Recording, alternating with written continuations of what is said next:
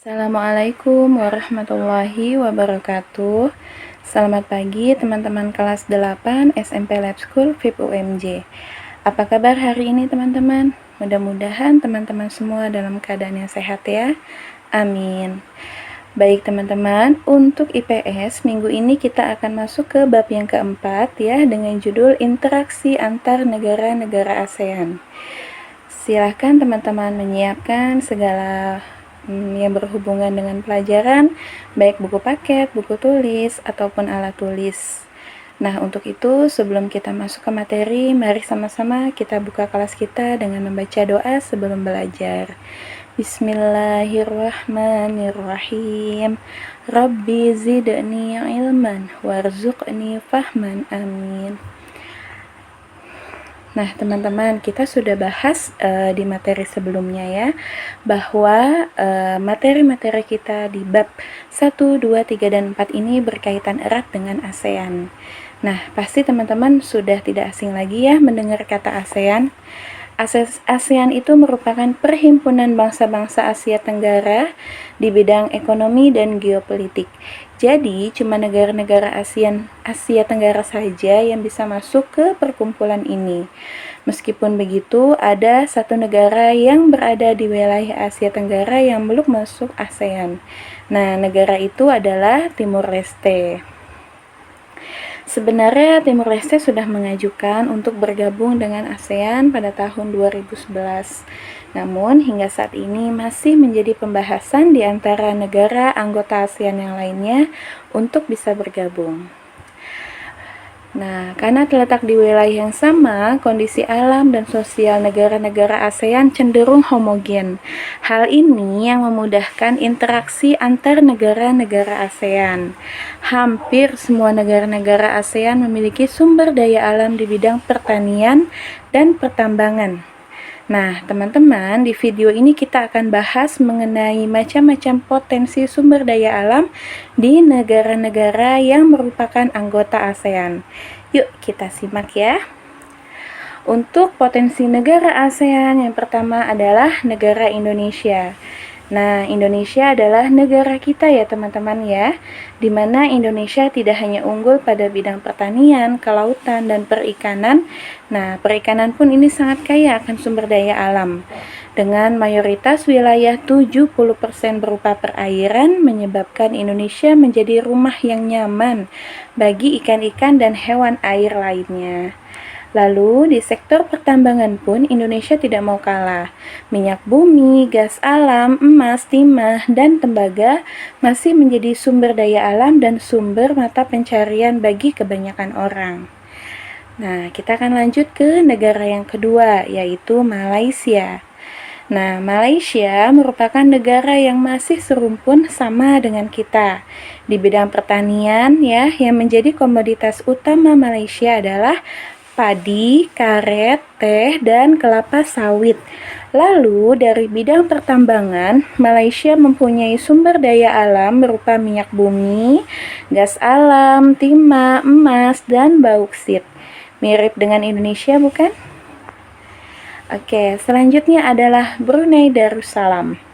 Nah, Brunei Darussalam ini adalah negara yang potensi sektor pertambangannya itu sangat tinggi. Nah, tahukah kamu bahwa Brunei mampu memproduksi 180.000 barrel minyak setiap harinya? Sehingga di sana dibangun monumen Billion Barrel di Pantai Seria untuk memperingati jumlah 1 miliar ton minyak yang telah diproduksi negara ini. Nah, tidak hanya di sektor pertambangan saja yang dihasilkan. Di negara Brunei ini ya, sektor pertanian pun memiliki sumber daya alam yang beraneka macam dan banyak berupa kelapa, kelapa sawit, dan juga karet. Negara yang selanjutnya adalah Kamboja. Nah, potensi negara Kamboja ini di bidang pertanian ya, dia memiliki karet, beras, kayu, hingga umbi-umbian. Kemudian, untuk sektor pertambangan di negara Kamboja ini pun sangat banyak nih teman-teman, yaitu memiliki gas alam, minyak bumi, dan batu permata berupa safir dan rubi. Negara selanjutnya adalah negara Singapura. Nah, Singapura ini adalah negara yang paling kecil di antara negara-negara anggota ASEAN. Nah, teman-teman, kalau dikira-kira, Singapura itu seluas kota Jakarta. Nah, hal ini yang membuat Singapura itu tidak memiliki sumber daya alam seperti negara-negara ASEAN lainnya. Namun, walaupun kondisi geografis negara ini cukup kecil, tapi negara ini adalah negara yang strategis nih teman-teman, yaitu di selatan Semenanjung Malaka, ya, menjadikan negara ini menjadi maju karena pelayaran internasionalnya. Ya, kemudian juga walaupun tidak banyak penghasilan yang didapat dari sektor sumber daya alam, Singapura menjadi salah satu negara maju di ASEAN yang pendapatannya didominasi dari sektor jasa. Oke, selanjutnya adalah Vietnam. Vietnam merupakan negara yang unik ya teman-teman. Dia memiliki bentuk seperti huruf S. Nah, selain bentuknya yang unik, di Vietnam juga memiliki sumber daya alam yang menjadi ikon nih teman-teman, yaitu Teluk Halong. Nah, Teluk Halong ini merupakan 7 dari keajaiban dunia menurut versi New Seven Wonders Foundation. Di bidang pertanian, Vietnam punya sumber daya alam berupa beras, karet, kedelai, kopi, dan juga teh.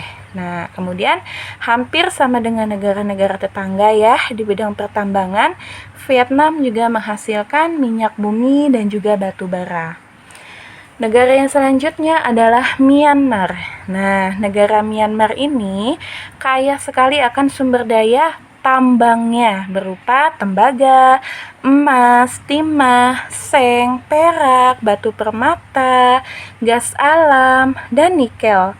Bahkan teman-teman ya, ada salah satu primadona loh dari negara ini, ya, yaitu batu giok. Nah, teman-teman, selain bahan tambang ya, ada juga sektor pertanian. Di Myanmar antara lain adalah beras, kacang-kacangan, dan juga karet. Negara yang selanjutnya adalah Filipina. Nah, Filipina ini dia memiliki sumber daya alam pertanian yang berupa padi, jagung, gula, kopra, buah-buahan, dan abaca, yaitu serat Manila. Tapi kalau di Indonesia kita sering mengenalnya dengan pohon pisang. Oke, tidak hanya sumber daya pertanian saja ya. Di Filipina juga mempunyai sumber daya pertambangan juga loh teman-teman, meliputi tembaga, emas, perak, biji besi, dan juga keramik. Negara selanjutnya adalah negara Thailand. Nah, di Thailand ya memiliki sumber daya alam yang terkenal dengan keindahan pantainya. Namun tidak hanya di sektor pantai ya teman-teman ya. Thailand ini juga sangat terkenal dengan hasil pertaniannya, apalagi kalau bukan padi. Bahkan Thailand ini dijuluki loh teman-teman sebagai lumbung padi, ya, negara lumbung padi. Karena banyak sekali menghasilkan padi. Nah, untuk dalam sektor pertambangan, Thailand ini banyak menghasilkan timah, tembaga, minyak bumi, gas alam, biji besi, emas, timbal, dan wolfram. Wah, banyak ya teman-teman ya. Negara selanjutnya yaitu adalah negara Laos. Nah, negara Laos ini tidak memiliki laut teman-teman. Tapi, Laos punya sumber daya alam yang sangat dimanfaatkan dengan baik. Negara ini merupakan negara satu-satunya di ASEAN yang memberikan listrik secara gratis kepada rakyatnya. Wah, hebat kan ya? Pasokan listrik yang amat sangat besar ini berasal dari pendaman danau besar di Luang Prabang di Laos. Nah, tidak hanya memiliki listrik yang banyak, negara Laos juga menghasilkan kayu jati dan juga cendana. Oke teman-teman, demikian penjelasan Bunda Widya mengenai potensi-potensi negara-negara yang merupakan anggota ASEAN. Nah, kita sampai di bagian tugas. Teman-teman tolong diperhatikan untuk tugasnya ya.